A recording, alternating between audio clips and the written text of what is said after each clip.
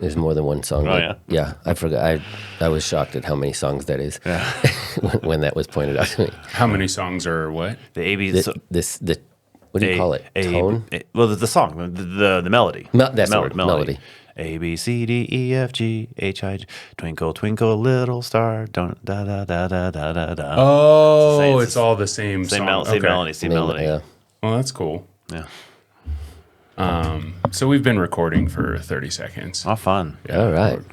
We're here. People are gonna have to accept my my horrible singing voice. No, We can edit that. I think the only people that wouldn't appreciate it are the ones that wouldn't feel comfortable trying to sing in front of others in the first place. So I don't think it's you. Fair enough.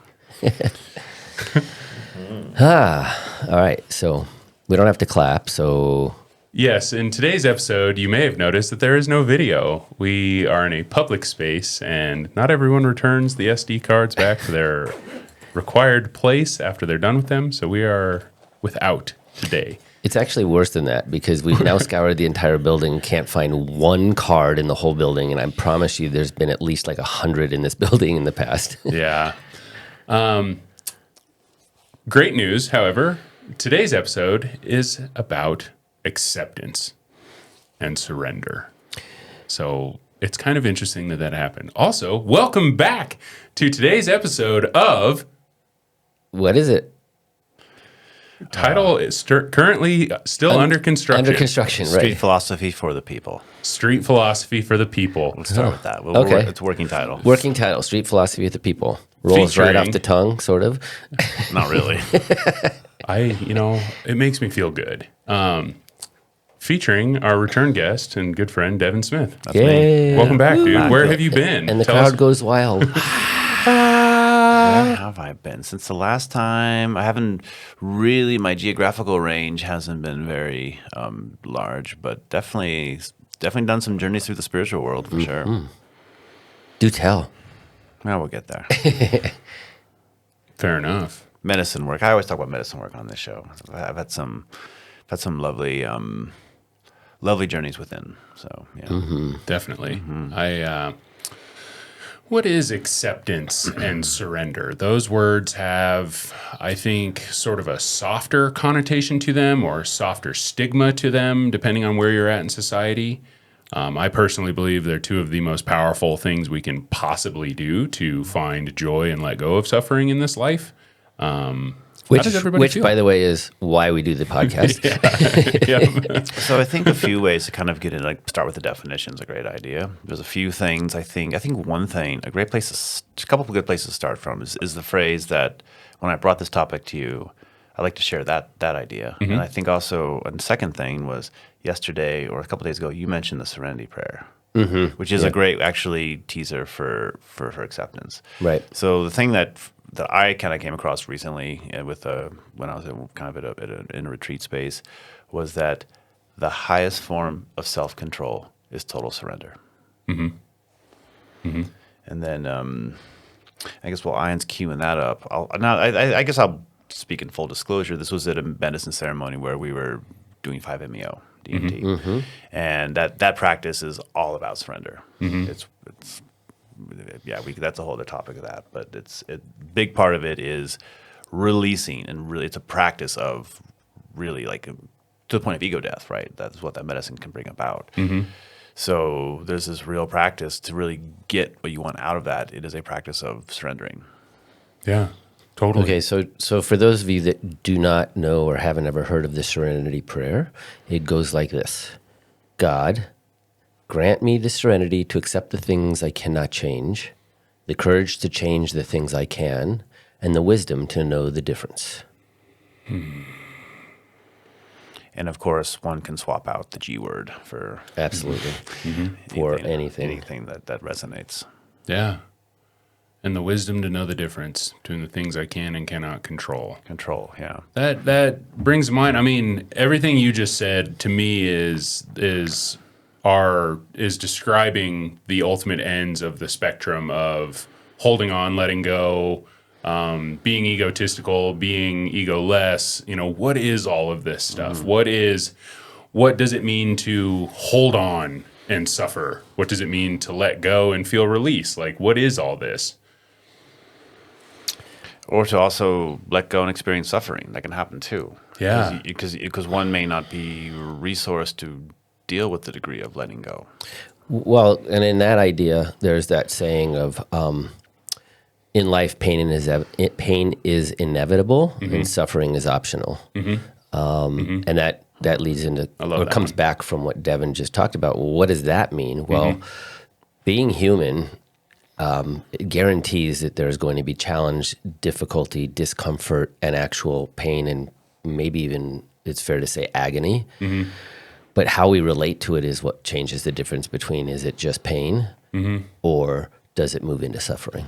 Totally. Maybe to give this topic some framework, maybe we could look at it from the perspective of like, we come into this world, right? Sort of like a blank slate. And then we experience a lot of things and then we die or we leave this body.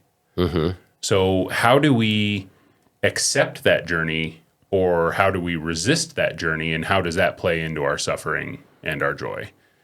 Because one of the biggest things that I've learned in life multiple times is that when I resist something, whether it's pain or discomfort, it seems to somehow prolong that experience. Exactly. Yeah. So, yeah, And I'm laughing like you said the thing I learned, and I wanted to offer you maybe the thing you're learning because I don't know if we ever learn that and master it. that's a great point, right? Like it's hard not to just jump off the deep end of this topic, which we're going to do, but We already have. because there's a saying that we'll continue to draw the same experience into our life over and over until we learn the lesson from it. Exactly, yeah. So it's like I guess what I'm trying to grasp at is how we're still talking about what are we accepting, and how does acceptance nourish us? So I think, to use some philosophical words or some spiritual words, acceptance fosters equanimity, which is just that kind of like detached but also engaged. Detached engagement, right? And it's also, so a big part, again, when you mentioned kind of how we were born as a blank slate, we go through this period of children. We then, we at the end of the day, we are animals. We are feeling animals that seek pleasure and avoid pain, right? But then we have these minds that can ruminate and have these overpowered, hypercharged consciousness and minds that can then cause us a lot of psychic pain and things like that. But I think certain forms of, I think a big key step to acceptance is recognizing that things never end. So, for example, grief is not a thing you have to get through.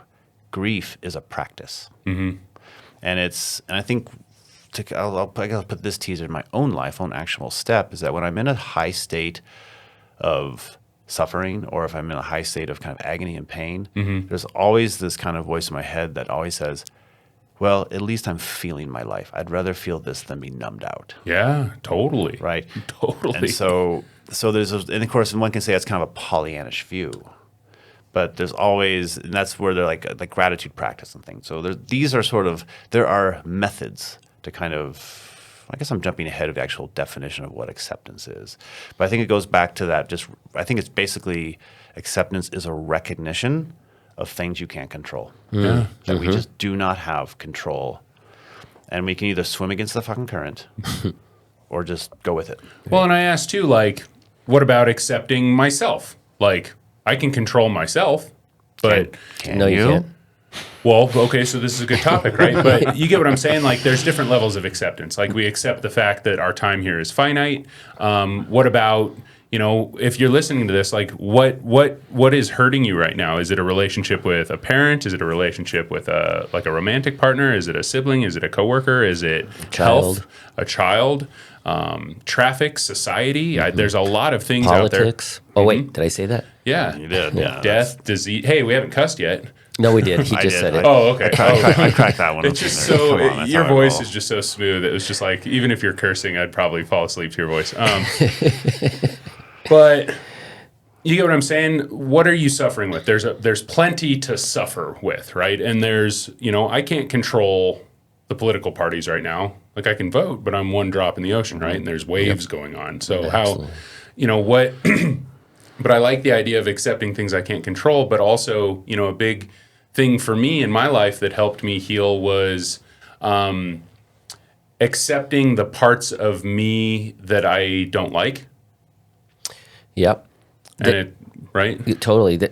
And so you're coming back near something that Devin spoke about earlier that triggered a thought for me, because it's something that's been kind of up in my consciousness, and some focus and work that I've been kind of personally doing is this idea of like acceptance is really big.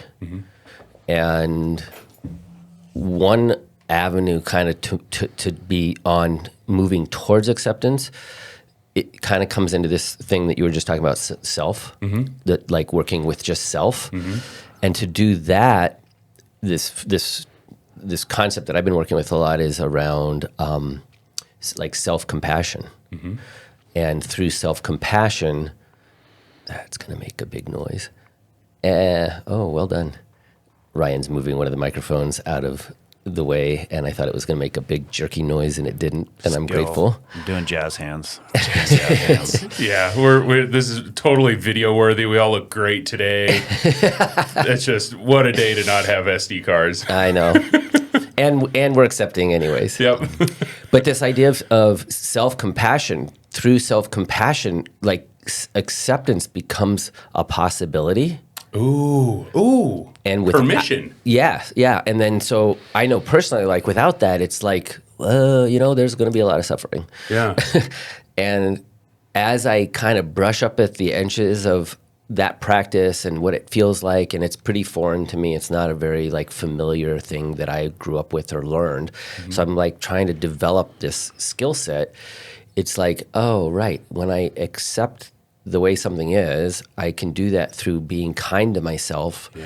And then when I'm kind to myself, it's just easier to be okay. Yeah. Ooh. So one thing that's been coming from me a lot around acceptance and things such as nature is with Mankind Project, there's this idea of like having mission. And I have been going through this really midlife. I've been kind of going through this transition where I'm saying the first act and the second act of my adult life. And I'm kind of like, what's purpose? What can I do? And I get in this very we'll speak in polarity terms, very masculine kind of like doing. What can I do? What problem can I solve? And blah, blah, blah. And there's just this, and a lot of people, especially in our society, get caught up in the productivity trap. And as I've whittled down and like accepted more and I'm in this place of acceptance, like I'm just feeling like a creative block around whatever this is. Right now, or when you're in right now? No, right now. I mean, in general, in this time in my life, it's I just can't I have accepted that my current career path has no real meaning for me. It's just a means to an end to feed and shelter my house, and I'm longing for something deeper, but it's not here right now.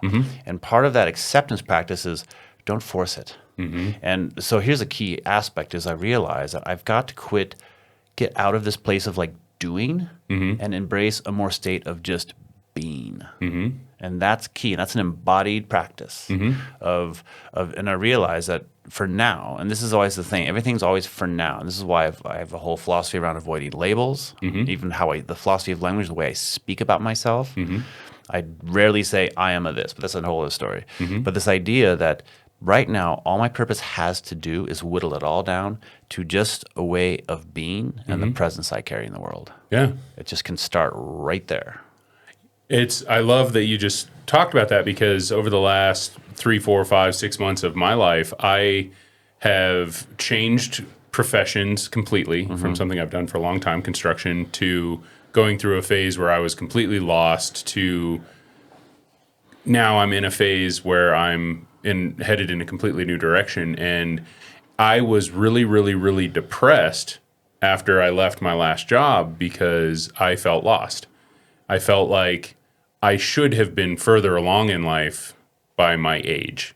I look at all my peers and they're all established. They're all sovereign financially. And I thought I was less because I hadn't achieved that yet. And I looked at my life and I look at all the experience I have, and I grew up with some chaos, broken family, different homes, traveling, moving a lot. I never locked down a career.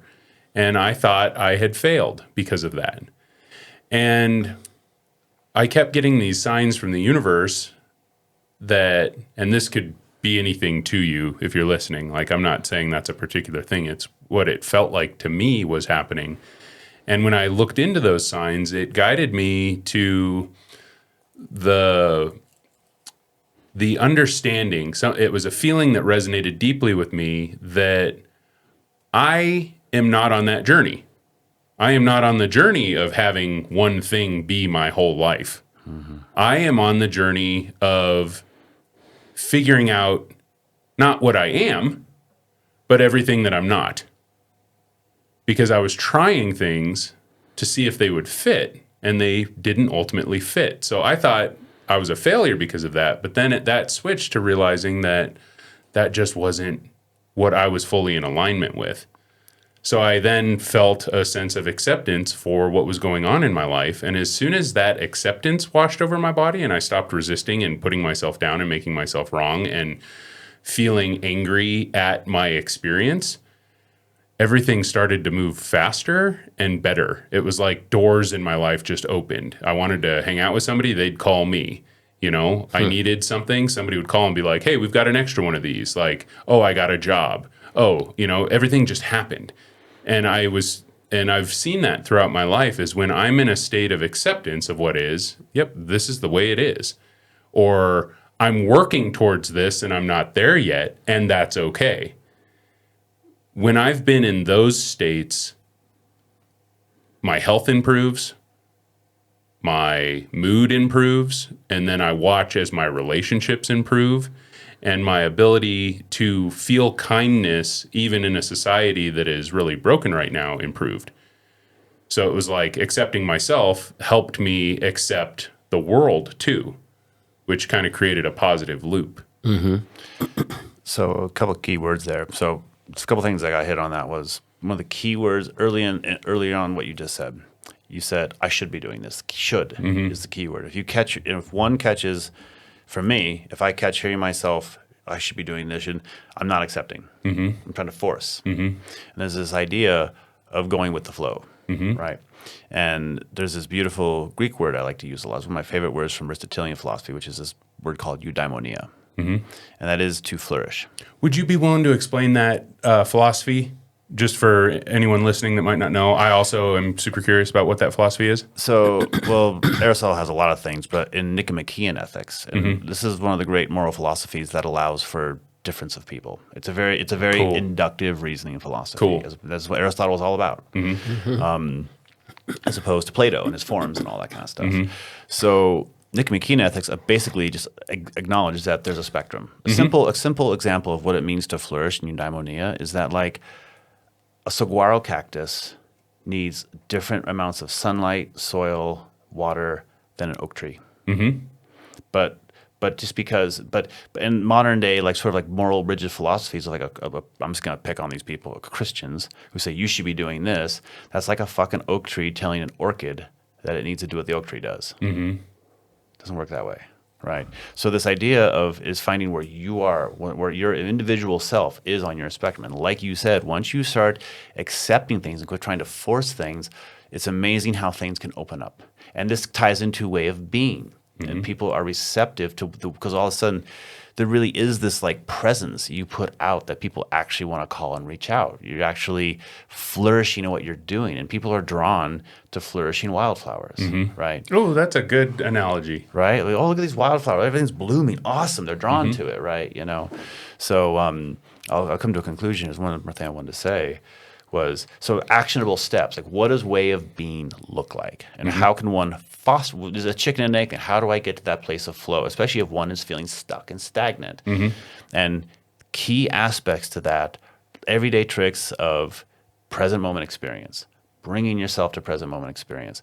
And there's little meditative tricks of just watching, I'm going to swear here, watching your fucking breath. Just, God damn it, just watch yourself breathe. It's really important. Just be mindful. And I can share later, but there's a tantric practice that I've really come to enjoy because I can walk and do it and all those kind of things. And a friend of mine, who is a birder.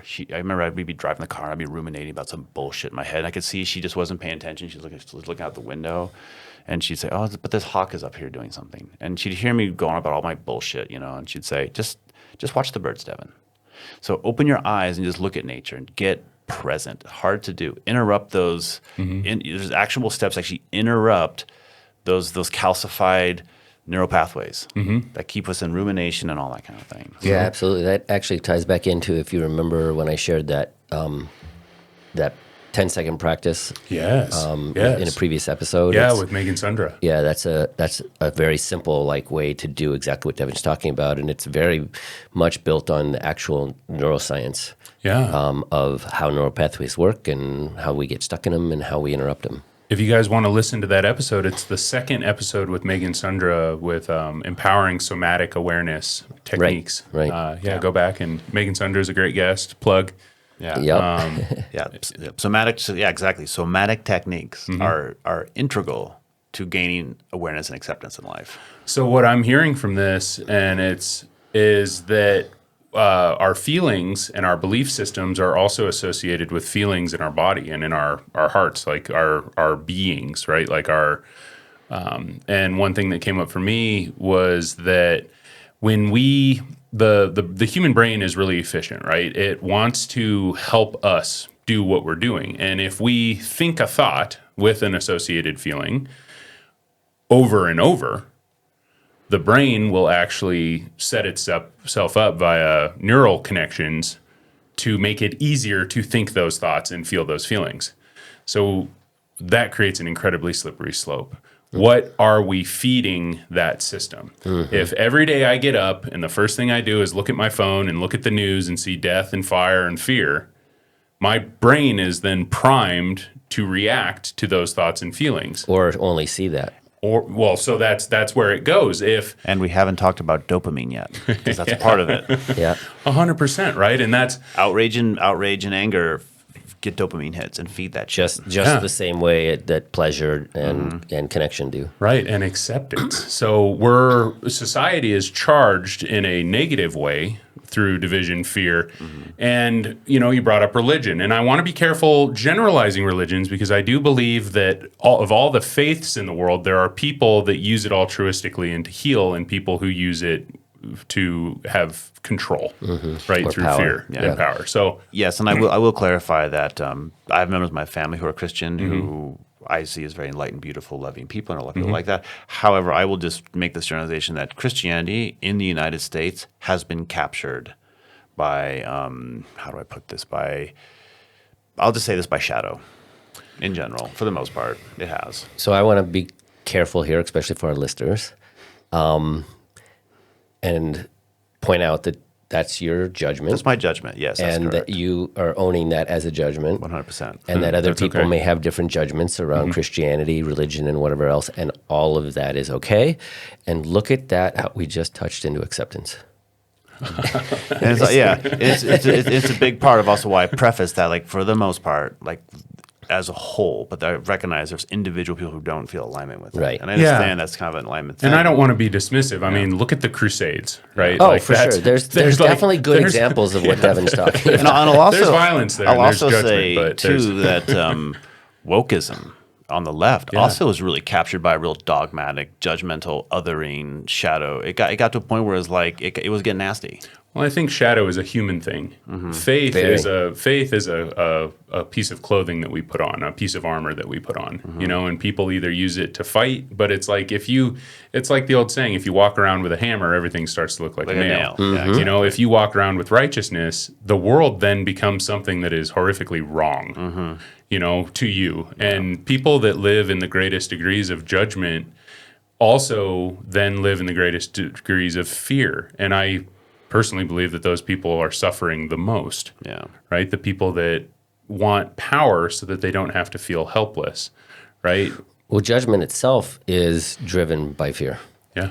I mean, that's actually been researched and shown to be an actual fact, and that when we are living our experience through things like judgment and criticality, it's usually coming from some place of protectionism. Something doesn't feel safe, and therefore we're doing at an unconscious level something to try to create safety. Totally. And that's how we get into these dynamics, because that's how we are as humans. That's how we've learned to survive. And it's kind of stacked, right? Because we have this built-in unknown in our human experience, right? No matter what faith you are, no matter how much money you have, like we all have this body that we only get to spend so much time in, Absolutely. right? So it's like once you start to wrap your head around that, it can be scary. Well, I think too the highest. I mean, obviously, our mortality and our own death is one of the highest forms. If you want to lean in, if one wants to lean into acceptance, one really needs to start thinking about their own death. And what I've heard recently, and this is a judgment, and also there's also this word discernment I like too, because there's also and even like just I will go back to the thing about Christianity is like the teachings of Christ and all of that are one thing, and in many ways are very wonderful, beautiful teachings, but the organization of what Christianity, for the most part, has come to represent the United States and the system of control that's evolved, that does exist, that's more of a discernment type. Like that exists in this country right now, and that's a discernment that I have. And again, that can be edgy, and I acknowledge that. But well, my dad called himself a recovering Catholic. You know, Right, like Catholic guilt is very real. Oh, You sure. know, and it's like Totally. guilt is Try Jewish guilt. yeah, exactly. So and that's funny. And then I'm the and I come Sorry, from, just lost Ryan. and I come from the waspy family over here. You know, so. I was raised by a recovering Catholic father and a medicine woman mother who was very spiritual. Yeah. You know, but I studied comparative religions in college, and what we learned was that most major religions are built on the same idea of be kind to each other. From that point, it gets wildly contorted in how people relate to it. And I think this is where it comes to, because I think this is where it comes to the idea of control. And one of the biggest things. So there's another podcast that I don't know if I'll plug it here or not, but like that I've really come to enjoy listening to. And the host had a guest, and they talked about grief and like how, especially this is a discernment in this country and a lot of Western society, we as a whole have really avoided the topic of death. It's kind of taboo. We don't really go there. Totally. And there's this idea that he was saying is that, a lot of people say they accept death for everyone else, but they don't seem to really accept it for themselves. And this is the I statement part of this here is that I have been going through a lot of process around my own death and realizing that, and I'll own this as vulnerable, own this, that I came to a realization about in the last couple of years that I'm not prepared for it. I'm not prepared. I still realize, I don't accept that still. Really don't. And so a lot of the medicine work I've been doing has been taking me right there. And I will own the fact that it's been terrifying. It's hard, right? We from the moment we start to gain consciousness, our body begins changing, and then we reach this point where we're kind of on top of it, but then our body starts to change again, and we start to feel physical pain, like less energy, like that alone is scary. Then we have our lives on top of that, right? How are we going to buy food to keep fueling this body? How are we going to support our children? How are we going to feel like we matter? And then you've got the level of consciousness that we enjoy and wrestle with, and you're like, what's the point of all of this to begin with? And so it's like you take all those layers, and suddenly just the human body experience turns into something really daunting, unless we can learn to accept the fact that I don't personally think there is necessarily one meaning to all this. I think there's a lot of power in belief. And I am of the school of thought that there is no inherent meaning other than what we assign to the experiences in our life. So that, that's a divisive take. It totally is, because I'm sort of relinquishing control of knowing, and that's scary. But I don't feel good saying that I know, it can bring comfort to go into a faith or go into a belief, because then you don't have to worry about why we're actually here. That's a seductive path. keyword you said was knowing. And a big part of surrender too is what we call epistemological skepticism, which is this idea that we really can't actually know anything. Which is then a level of A acceptance. level of acceptance, which is a level, that's what I brought it up, which is a level of acceptance of just like, what does it really mean to know something? And I realize that we can bring things down in my everyday pragmatic life, the mundacity of just keeping my body alive. I can know things. I know I need to drink water. I know, but the actual meaning behind all of this, whether there's one or not, doesn't matter. It's not. This is where agnosticism comes in. Is I don't know. I just don't know. And I can't know. And it's best to just leave it at that. Yeah, and being okay with Being okay with that. 100%. I was going to say that I think one of the most powerful steps anyone could take is to learn whatever unknowns you have in your life. Practice accepting the fact that you don't know, right? Not knowing can bring a lot of discomfort, but if you look at it, 99% of our life is a series of some unknowing, right? As soon as we think we know something, life will flip on its head, right? So it's like if you can get good at holding space for the unknown, already you've reduced a lot of suffering because you're like, yeah, I don't know, and that's okay. I'm still going to do whatever I can to enjoy what I can do, right? Yeah. Or even you said your life won't flip on its head, just nothing happens. You just never even get a clue, and you have no evidence about anything about something.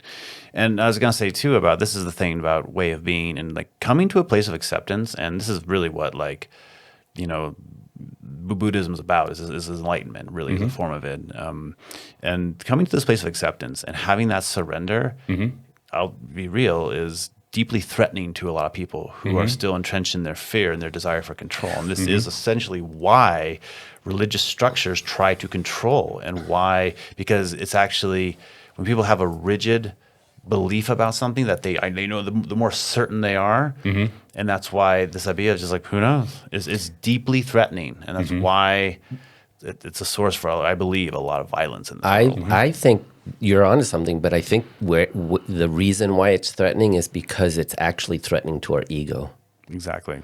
And when our ego doesn't have a sense of being in control, it scrambles and will do anything it can to gain that sense of control back, because lack of control for the ego is or can lead to death. And so the ego is going to do anything possible to get you back into a place of allowing it to have the control that it thinks it needs to keep you safe and alive.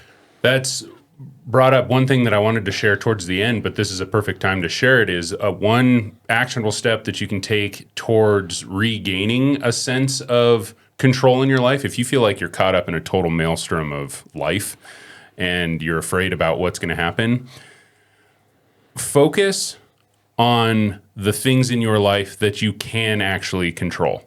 Wow, that goes back to the serenity prayer. There you go. There you go, right? Yeah. Maybe you don't know if you're going to get this job. Maybe you don't know how you're going to pay rent this month. Maybe you don't know how you're going to put food on the table for your kids. But maybe you do know how you're going to bathe yourself today. Maybe you do know how you're going to call your mom or your dad and tell them you love them. Whatever it is. Maybe you like to exercise. Maybe you like to go out and, maybe there's a project in the house that you've been wanting to do, and maybe go do it. Focusing on the things that you can control when you feel like you are otherwise out of control can, even in a small way, give you back your sense of you running the ship. So here's a great example of that, and a very simple one. So that's where Devin was talking about what the practice that he's so into is breath, because breath is an unconscious act. Like we don't have to think about our breath for us to breathe and sustain life. But we have the capacity as humans to bring our attention and awareness to breath. Yes. That brings us into the moment.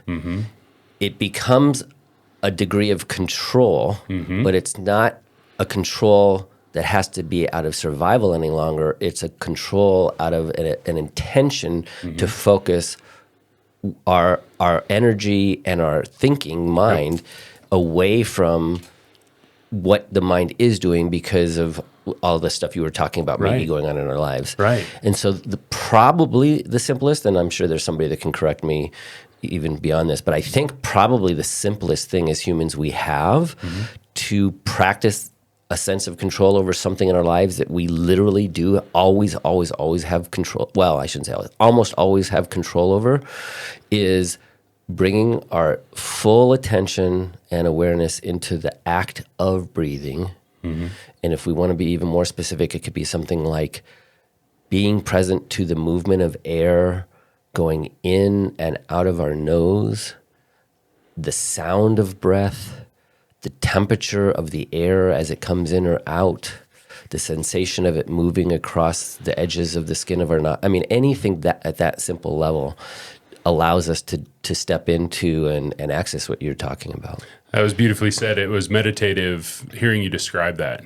And there, the power of presence is the disruption of the pattern. The pattern is, you know it, if you're listening, what are the thoughts that you keep thinking that make you angry? Can you not Or forgive? scared, Or worried? Yeah, perfect, right?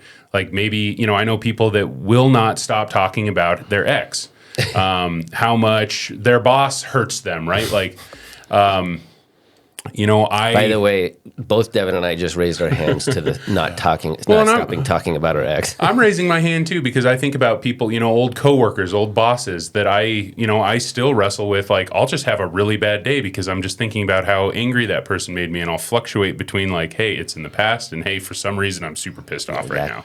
Locked on it. Yeah. But what's dangerous about that is the more you do that, the harder it is to stop. Well, you're feeding the neural pathways, right? This is these terms called calcification, right? Where you have a calcified neural path, and I've in my life have struggled with rumination. I have too. I was even catching myself the last couple of days in some rumination cycles about some things. Will you say what rumination is for our listeners? So rumination is just this constant cycling through thoughts over and over. And for me, what I've noticed is that I do this thing where my mind wants to like keep rehearsing the thought and come with a better, always trying to find a more succinct way to do it. To see if it could turn out differently. So here's an acceptance practice. So once I Yeah. become aware, like, okay, I've cycled through this like 3 times. And what I've learned recently, that there's no resolution to it. So how do we get out of this? So sometimes we're like, all right, you get one more round, brain, go. And I actually, the other day I mentioned about on Thursday when I got dysregulated when my mother came over. Yep. I actually employed the trick that you told me, where I was in my car and I was just feeling it, and I remember like just disrupt it now. Just look at something. I remember I was in my truck and I just like looked at my stereo panel and just like read the words volume. Just kept focusing on the word volume for just about 10 seconds. It was enough to break the cycle. And then as I started driving away, I started engaging in some breath. And the thing, and I'm glad that I was going to go with the same. I did like, oh my God, I am talking about the exact thing I wanted to say, because when you were even saying the things about like, well, what can you control? You can call your dad or this or that, but those are all external things. But things in our body, our breath, we can always, when things are really bad, that's all we got. There's other techniques too I've learned in somatic practices, like actually try to feel your heart beat, feel the muscle of your heart inside of you. Like these are things that as long as we have our body, can always work. And the thing about the breath, where it practices acceptance, is the point of meditation is to quiet the mind, right? And when I learned certain meditation techniques, there's this kind of phrase that one of the teachers would always say. This was a mantra-based technique, because there's nothing you can do. Just repeat a mantra. It can be a meaningless word. Just say it over and over and over again. And the idea is that when you catch yourself drifting into thought, innocently, without judgment, oh, I'm thinking again. No, don't do that. Just, oh, I'm thinking again. And then you start having this equanimity around your thoughts. And you realize they're not good, even if they're scary, but this is where you start detaching and reducing the scare and the attachment. And one can start having this level of peace and recognize, oh, they're just thoughts. Yep. Yeah, I've actually, I love this because we're sort of getting into some practicalities right now for people. And in that same vein, there's a teacher that I worked with for quite a long time, and what he taught was, because we're talking about how to bring our attention back into ourselves, so that the only true control we have is really over ourselves and what we do. And then trying to control thought can get wonky, because where does it go? And what this teacher taught, this was so amazing. he taught to actually create a somatic experience. So instead of like going to your breath, or like Devin was saying, use like the muscle in your heart and feel it beating. He was like, no, go out of your way and create a sensation. And he was like to the extreme of like, take something, a sharp kind of object, not something that's going to cut you, and like push it into your palm and create a physical experience. And then that's how you focus, because you're actually controlling the somatic experience that you're now bringing all of your attention to. And you breathe into that sensation and breathe out of that sensation. And so all of your focus is there. And then when you're like what you were saying, like, well, when you get distracted, or it's actually really obvious when you're no longer focused on that. And then you're like, right, I'm not focused on the sensation. I'm in that thought. Oh, right, I'll come back, and you can then maybe make the sensation stronger. And it works amazingly well. It's cool that you said that, because when I was a camp counselor, I just want to add something really quick. Yeah. This is a totally different topic, but that's kind of what kink is all about. It can be, yes. It can be. I hear you. Like being left turn, like intentionally being helpless.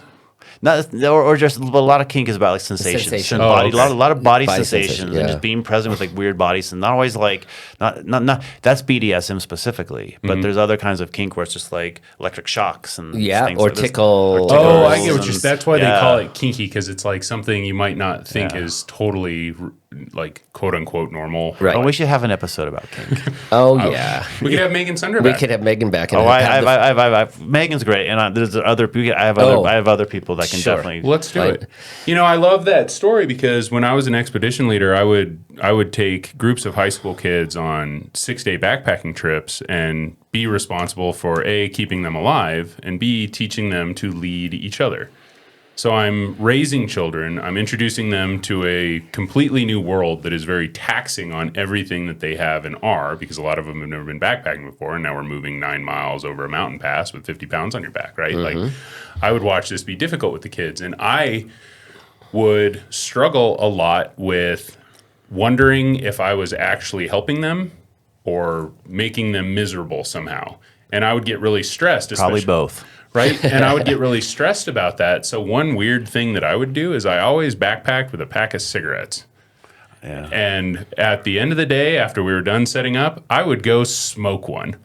Because then I would feel more guilty about what I was doing to my body than about potentially fucking these kids up or not helping them as much as I could. And then all of a sudden I would be like, you know what? But all of that is not as bad. We're not suggesting this practice. No, absolutely not. Do not start smoking cigarettes. Like the double negative. Yeah, right? But that was a weird thing that I did when I was a lot younger. It was because it helped me get out of that thought loop of, oh God, am I doing enough? Am I not doing enough? Am I doing too much? Whatever. To like, oh, wait a minute, I'm a human too. I probably shouldn't do this. And then I was just more stressed about that and it would help me go back to the kids with an open mind. Interesting. I remembered another simple practice too, is a candle meditation, where you have a lit candle in front of you and a pad of paper and a pen. And you bring all your attention onto the flame of the candle, any part of it, however you want to do. And then every time you notice that you've taken your attention off the candle, you put a tick mark on the paper, and then you bring your attention back to the candle.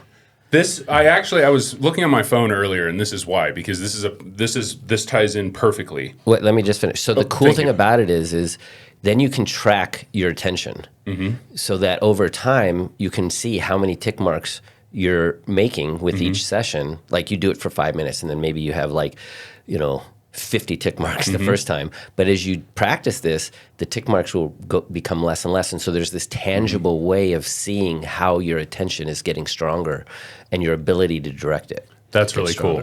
Yeah, and the goal... I was going to share, I'd like to get into some actionable steps, because I'd like to speak more about some breathing and meditation techniques. Let's do that. This ties in, because a lot of this is kind of...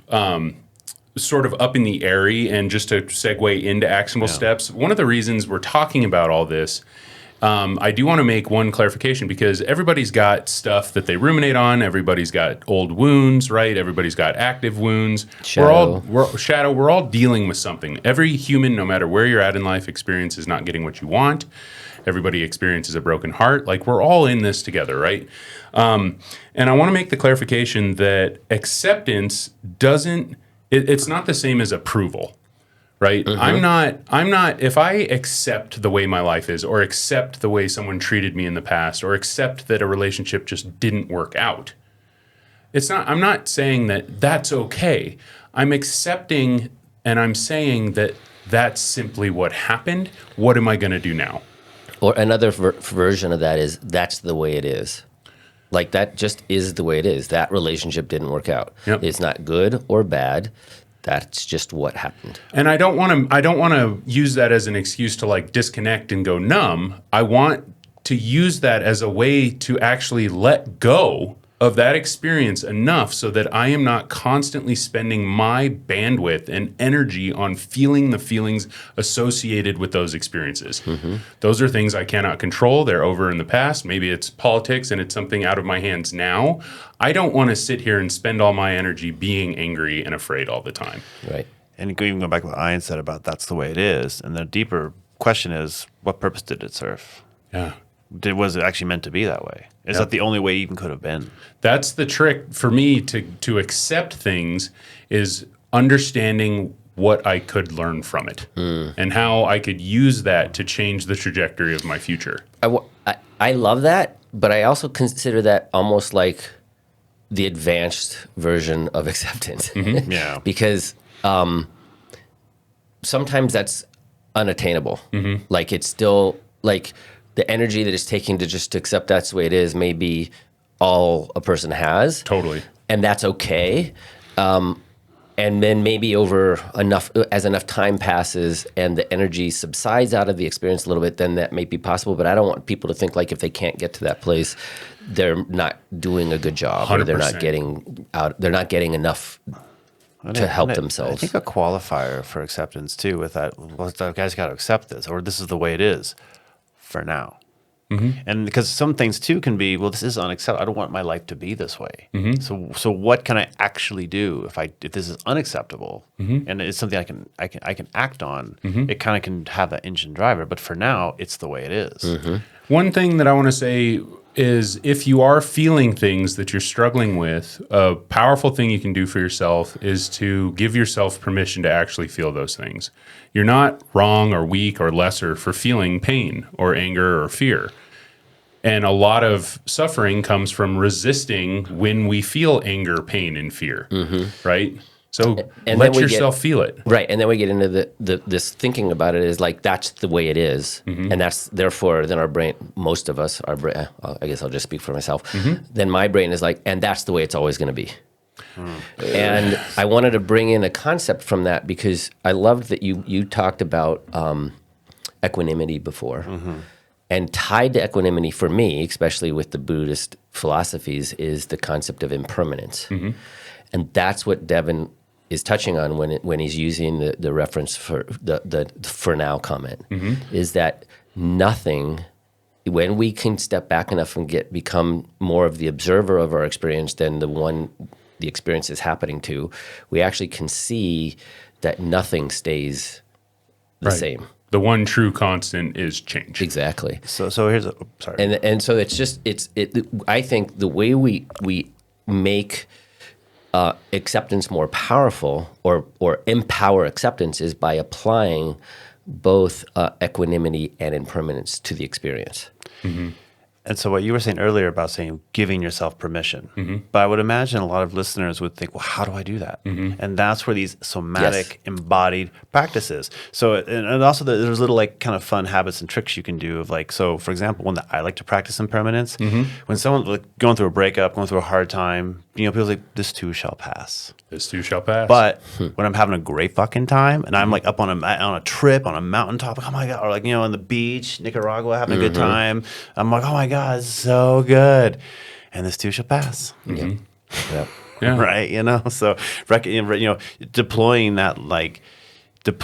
the impermanence of it all, even when I don't want it to change. Yeah. Yeah. So, and that's that latching onto experience that a lot of us, I think, have.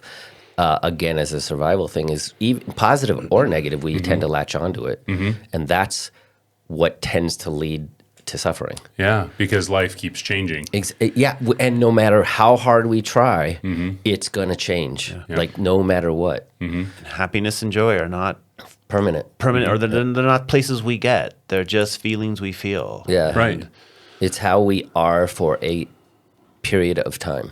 One actionable step that I like to employ for myself is particularly on the road.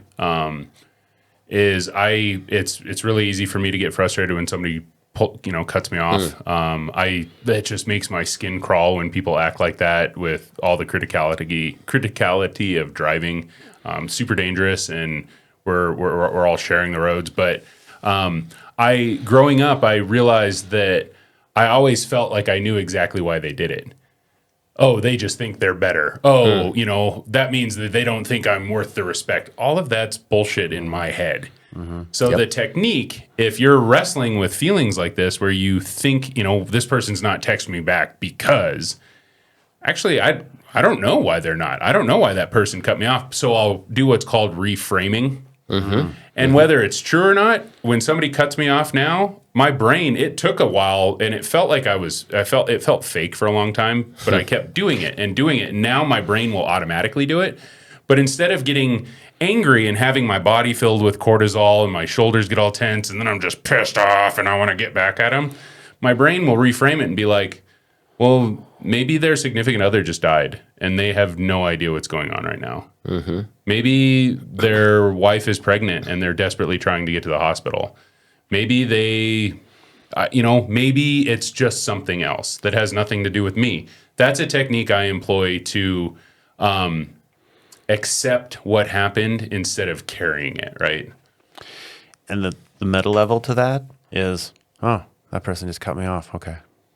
That's the ideal, right? Like that's ultimately the goal. Like so that we can I'm not in such a fucking hurry. Yeah, we can kind of train how our body reacts to certain stimulus. Yeah. But Right. And that's, again, this practice of becoming the observer as opposed to the one that it's happening to. yeah. And that when we can create that separation, kind of like what Devin just described, which is like, oh, that person just cut me off. You're actually just observing what's happened. Yeah. Instead of applying meaning to it or getting an emotional charge from it. Remember that you listening, you have the power to assign the meaning. Like sometimes people do mean shit and that does happen, but the majority of the time it's not even anything to do with you or us. Like it's just people acting. And in a scope of like accepting generational things, family things, people treat others oftentimes the way they were treated and to the degree that their personal tools allow them. So if somebody's not cutting it for you, they might not know how. Yeah. It's not because you're not good enough. It's that people do the best they can, even if it's bad. Right. It's like you got to just understand that we're all here trying to figure this shit out. I like how earlier too you said feels like it was fake for a long time, and that's how a lot of these practices are. They feel rote and blah blah blah. And sometimes they can get rote. Okay, this isn't working. But one thing, and I've even caught myself in my own observation of my body when I made that example of, and this person just cut me off. I actually caught myself watching my breath because that's part of it, and so I do want to share this. This is one of my favorite techniques, that breathing technique. So I'm going to share this one real quick, and this is because this one I really like this. This is a tantric breathing practice, and it's basically when you breathe, breathe down your front. Imagine your breath going through your heart. Take it all the way down to your genitals, and you can actually feel your balls or your vulva swell at the end point of the breath, and then turn it and then send it through your asshole up your spine. And it becomes a circular pattern. And sometimes what I do, I can't do that whole practice. I'll just sort of like feel it I'll feel it go through my heart, or I'll feel it enter my balls, or I'll feel it in my lumbar spine. Just focus on it passing through my spine. And sometimes I'll be like, go back to that body part of like, what does my heart feel like? What does my heart actual beating inside my body feel like? What is my L5 vertebrae? What is that vertebrae actually feeling right now? And there's a way of like, and this is where it's an embodied practice where it starts becoming kind of automatic, or you just feel my belly swell with my breath. That when that you can center back in your body, and it becomes a habit of doing that, it's a real magical practice. It is a key tool in the toolbox for actually then actually achieving things such as reframing. How that's like the foundation of doing the reframe, or the one you said earlier, giving yourself permission. How do I actually do that? Totally. And I think, kind of the bird's eye view of what we're talking about is, if you're suffering with a constant thought pattern, if you're constantly angry about something, if you're constantly triggered about something, those feelings and emotions are then controlling you, right? You're controlled by those things and everything that triggers it. And if a certain emotion dominates your life, everything will become a trigger for it. Your brain's looking to feel that feeling for you. So how aware, are you of the thoughts you're thinking, the frequency of those thoughts you're feeling, and what are you doing about it to either disrupt that thought pattern, change that pattern, or take back control of how much time and energy you spend on certain thoughts? And a big part of that is acceptance of like, fuck, I'm dysregulated right now. Yeah, that's okay. Fuck, What now? I'm in it. I'm in it. And you want to know a secret? Everybody experiences dysregulation. You look out there and there's people that look like they got it all figured out. Trust me, they don't have it all figured out. There's no one in this world that truly has everything. If we didn't have everything figured out, I don't think we'd be here. Absolutely. Do you have any more actionable steps? The only thing I wanted to offer here is, maybe you don't have enough awareness yet to recognize you're dysregulated, or to know when you're struggling, or to feel anger, or to whatever. It does, there's people that are maybe only experience numbness, and that's where they're at in their lives for any number of reasons, and it doesn't really matter the whys. It's just that's where you are. So you can accept that, and you can still choose a practice, something that we've shared, find something else. There's thousands and thousands of different practices to bring yourself into present awareness with something in your own bodily experience, and just do it. And make an agreement with yourself to do it for a period of time and a set number of times per day, or at a certain time of day, whatever that is. Set up an agreement, create some accountability with yourself, and just do it as an experiment. And if you can approach it as like, oh, I'm going to be a scientist and be curious, and I'm going to do this experiment and practice this thing in this way for this amount of time, and then I'm going to check and see, is anything different? Is anything improved? Is anything worse? Has anything changed? That's a simple way to access all of what we're talking about for somebody that just doesn't have any experience around any of this at all, or feel they have any accessibility to it yet. There's a story that I absolutely love, and my father told it to me one time. Have you guys ever heard the story of the monk and his apprentice that went on a 1,000-mile journey? Not this. I haven't heard this monk and apprentice story.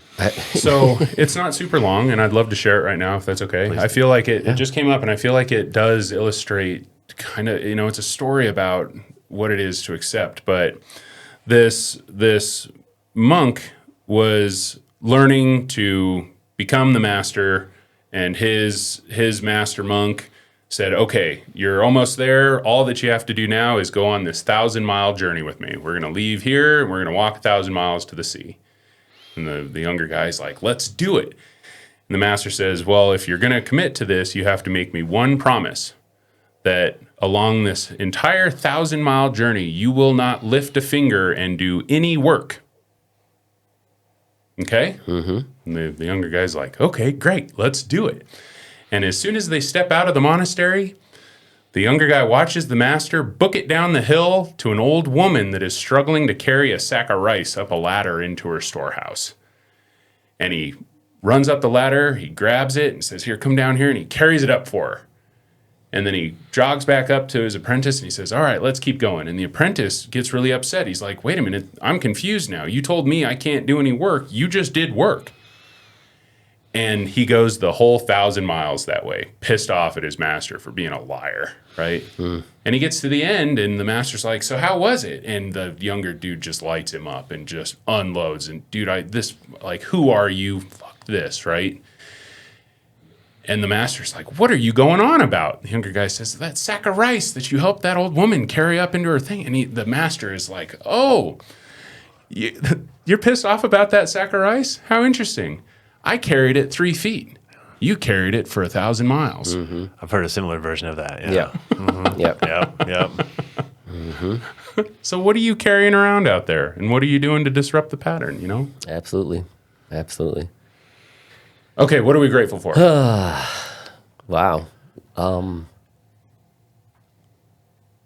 Being reminded about all of this. You know, I've been immersed in this kind of work for longer than I care to think. And I lose it so regularly. And being able to have a conversation like this to just kind of bring myself back into my own past experiences and hear about others, and also grateful to be offering this to somebody. And, you know, with the premise of what we set out to do in the very beginning is hopefully one person hears this and tries something and feels just a little bit better and or different from the way they have before. Hear, hear. Yeah. It's always two things for me. It's the same. I really, I forgot I agreed to do this today when I saw Ian last night. I've been busy with lots of other things. When I saw Ian last night, you coming tomorrow morning? Like, what? All the podcasts? Yeah, okay. So this morning when I was walking over, I was like, again, that kind of like thing you were saying about how when you're feeling in a place of flourishing in your life, or things just kind of people just reach out to you without you having to seek it out, in the way that, oh yeah, this beautiful thing was in my lap all this time that I kind of forgot about, and I get to go do a podcast this morning. That's really nice. And then just the glorious walk over here through my lovely neighborhood, through the park. It's just so nice outside right now. Yeah. So good. Birds chirping. That's awesome. I love that you talked about the correspondence last night, because we do this every couple of weeks, and for the last 2 weeks I was waiting for Ian to text me about if you, A, were coming, and B, what our topic would be, because I thought you two would figure it out. Like, because I wanted to talk about, you know, if you had, because I said if Devin has something he wants to talk about, let me know. But I didn't hear anything until like 8:30 something last night, and I was already asleep. So like, I was frustrated because I was like, I don't know if tomorrow is happening. Like, I don't know if Devin is coming. I don't know what the topic is. I don't feel prepared. And on the way over here, I was like, you know, like, I don't know what I'm doing today. And then as soon as I saw you guys, all of that feeling actually left my body. My body relaxed, because I think it's getting used to doing that when I'm here with you. And this conversation grounded me, and I realized, oh, look what I was resisting.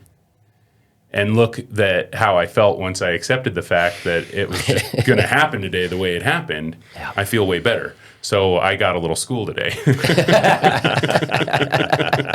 I'm really grateful for that. Yeah. Have faith. We'll always have a good topic. Yeah. And trust myself that I can participate even on the fly. You know, I felt the same last night. Well, that's the like kind of how I was coming into this.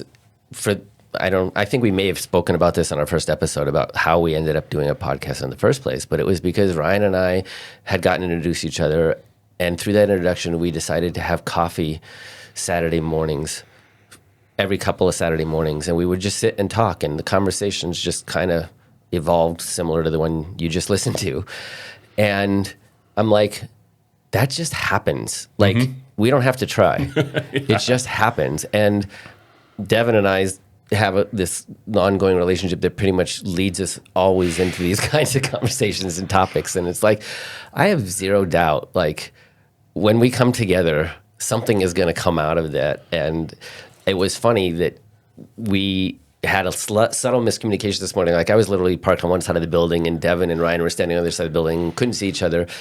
And I come to find out that the podcast had started while they're standing outside waiting for me. Yeah, I saw Devin walk up, and I don't even think we greeted each other. I think it was just like eye contact and then like extreme cosmic consciousness. Oh, no, there was a hug. Okay, we talked about your preference of the handshake hug hybrid. You're right. Right. That sounds funny. Yeah. And so it's funny. I know we're going a little time here, but I'll just share that even last night when I was like, "Oh, you want to do the podcast?" And I had this like, "Well, I've been busy. My resource to do that," and I kind of sat with it. So I sat with it before I just said yes, because I was being integrated with myself.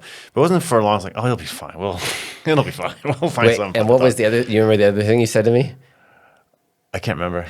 Well, I'm feeling maybe a little bit of resistance, so that's the sign. It's probably something I should do. Yeah, I'm feeling some resistance, so I should probably do it. Yeah, and I was over here like, Ian texted me at 8:30 the night before. Like, they've probably been talking about what they want to talk about all week. And he just decided to let me in on it. And then I found out that Devin didn't write you until last night, and I was like, Oh no, we met in person. Well, we saw each other in person. But Okay.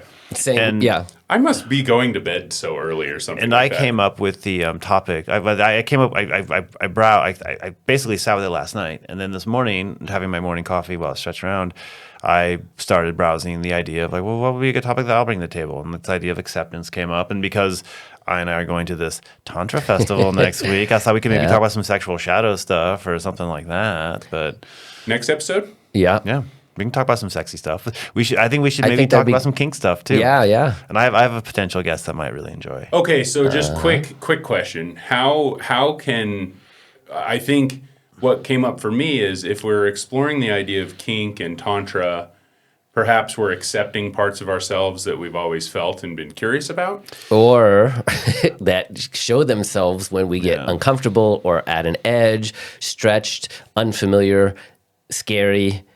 Yeah, there's all kinds of aspects. Is that show what up. Jung said, that if we don't pay attention to our shadow, it violently comes out when we It don't comes out expect it? sideways. Yeah. Comes out sideways. Yeah. And I'll also share like with kink. Sounds kinky. With kink, I'm not particularly interested. It doesn't particularly resonate with me.